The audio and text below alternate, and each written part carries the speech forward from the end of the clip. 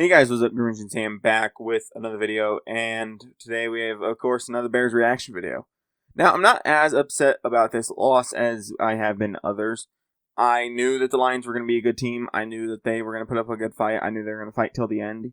You know, they're a physical team. They fight until the very last fucking minute. They do. They're a good team for a reason, and they proved that last Sunday against the Bears once again. The main problem I have with last week, and this is something we're going to cover right away, is we're one of the first teams, if not the first team, since like 1940 to lose a game in which we had over 40 minutes time of possession and plus 3 turnovers. So we were positive in turnovers, okay, so we had 3 extra turnovers because they fumbled it once and then we picked off Jared Goff 3 times. And then we fumbled it back to them 1 time. And we had 40 minutes time of possession. 40 fucking minutes of time of possession and couldn't win. And I saw a clip where somebody was breaking down ESPN probability of winning. At one point when we were up 6 in the fourth quarter, when we kicked that field goal to go up 9, we dropped, I think it was like 6.5% points in likelihood to win just because we went up 9 instead of going either trying to go for it and pushing the ball further down the field, taking more time off the clock, and potentially going for a touchdown. Which is just fucking insane. And it leads me into the point of this coaching staff is so fucking bad, it's kind of funny. Some people are finally realizing, what if this is the Bears' plan? Like, what if they realize, 4 games into the season, 5 games into the season, that this coaching staff isn't it, but they maybe like Justin Fields still, but they know if they keep Eberflus around, they should get a better pick because he's so bad. People are just now asking those questions, and I feel like I've been saying that since like week 3 or 4 of the season, where I'm like, I want Eberflus gone, I want him fired before he does more damage to the team. But at the same time, if the front office thinks Justin Fields is the guy and doesn't think this year is really a year in which we can win games, why don't they keep Eberflus around and let him lose us some games? Let us get better draft positioning. And I think that's exactly what they're doing in some aspects. Now, I'm not saying they're purposely going out and tanking right now, but they probably are in ways. I don't think it's a coincidence that Eberflus hasn't been fired. He is one of the worst coaches the Bears have ever had, if not the worst, if I remember correctly. He's like 0-9 versus... He's really bad against fucking NFC North opponents, and he's just bad against the rest of the league too. He's 6-22 something against the rest of the league, and he's like 0-9 versus the NFC North or something like that. The last time I saw that stat pop up, anyway. I'm being serious when I say this coaching staff should just be left somewhere. I think we should just leave Eberflus on our next away trip.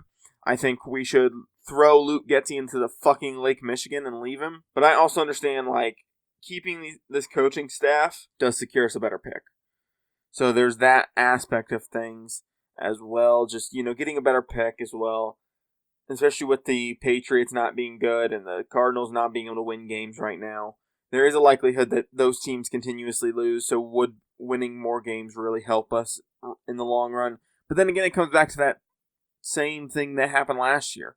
Where it's like, okay, we're losing games, but do we actually want to be losing games? Is it going to hurt the mental of the players on this team to a point where they're not going to want to be here, / they're not going to be helpful for us in the future? Justin Fields is looking pretty good coming back from injury out after being out multiple weeks. Now, I'm not saying he looked excellent. There's still some stuff that he needs to clean up, but there's a couple plays that come to mind, a couple deep shots he took that were pretty much on target, if not on target. The one where he steps up in the pocket and throws that dime to fucking DJ Moore in the end zone. Fucking awesome to see that. I can't wait to see their full potential when we actually have a real offensive coordinator. And I still don't understand why Luke Getsy doesn't trust Fields. Not everybody's going to be Aaron Rodgers. I don't even know if he was the guy calling plays in Green Bay that final year or if it was Nathaniel Hackett. But holy fuck, I don't understand how Luke Getsy is an OC. I really don't. If you don't trust Fields, resign, big dog. If you don't want to sit there and actually try to put together a competitive game plan, don't fucking come out and coach. Simple as that. I really don't understand why this motherfucker has a job. The Steelers finally fired Matt Canada. Why can't the Bears do the same with Luke Getsy? It's not firing a head coach during midseason, so it doesn't matter. The Steelers just went out and did it. They understood, hey, our offense is not working as intended. Get rid of the guy that's in charge of it. One thing I will say is I think the Bears do still need another receiver, whether that's Marvin Harrison in the draft or whether that's like T. Higgins as a wide receiver 2 next year. I don't know. Because with the Cardinals being at number 2 right now, I can't see a world in which Marvin Harrison gets past the Cardinals. I really don't. Unless the Cardinals are so gung-ho on getting Kyler Murray more protection, I can't, or they're willing to trade out, which was always a big topic for me, was like, oh, what if the Patriots want to trade up? And they go to 1, and what if the Falcons want to trade up to 2? Would we be willing to trade back to number 3 and be able to take Marvin Harrison at 3 and then potentially somebody at 5? I think we would. I think that would be best case scenario, would be if the Cardinals wanted to trade back as well. And if they trade back before we do, that could potentially lead to us getting even more, being like, hey, the Cardinals just got 2 1s and a 2 for number 2. Whoever wants 1 is going to have to pay 3 1s at minimum for Caleb Williams. And then if we trade it back to 3 with like the Patriots or something, if the Patriots wanted to go up and get Caleb Williams and we're offering 2 first and maybe some more draft capital, and if the Cardinals had already traded back and both the top 2 picks were basically solidified quarterbacks at that point, I could definitely see Marvin Harrison getting taken to us. But then again, do we run that risk, or do we say, hey, let's go out and sign T. Higgins, maybe create a 3-headed monster? We won't have to pay Marvin Harrison for 5 years, so that would be an upside. We do need to get Justin Fields more help. I don't think Tyler Scott is quite there. I'm still waiting for him to develop. I think he's only like 22 right now, so I'm not completely out on him yet, right? There's still stuff he's going to have to learn. I love Darnell Mooney. I think he can be a good weapon in the league. I think he just needs to change the scenery right now. I think Darnell Mooney will not have success in Chicago. I just don't think Darnell Mooney is what we need currently. I think he's a low-end 2, a high-end 3.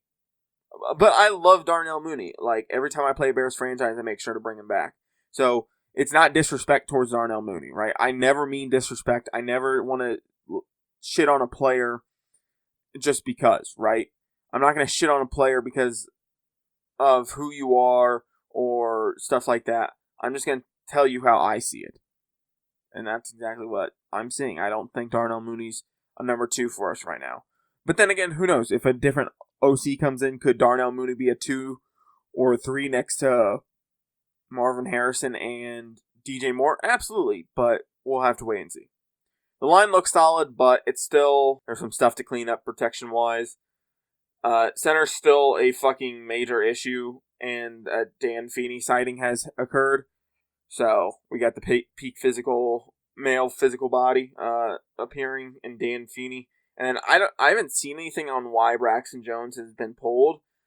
Granted, I haven't looked all that hard either. Was it a concussion?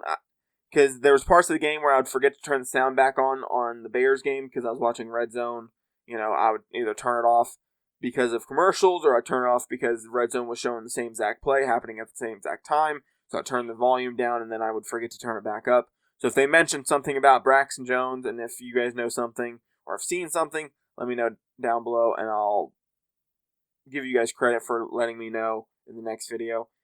Defense has bounced back in a very major way, but it hasn't done a complete 180. I think it's at like a 160 right now. You know how it's like, oh, hey, they did a complete 180. Now they're a very good defense. I don't think we're quite there yet, but I think it's a serious discussion. And I think this is the major part of the defense that is worrisome right now. We know about the D-line. We know about them not being very great right now, but I would assume that's going to be one of the heavy major points in getting fixed this offseason is that defensive line. So I'm not completely worried about it. The big part I'm worried about is the safeties. Jaquan Brisker is such an up and down roller coaster of emotions.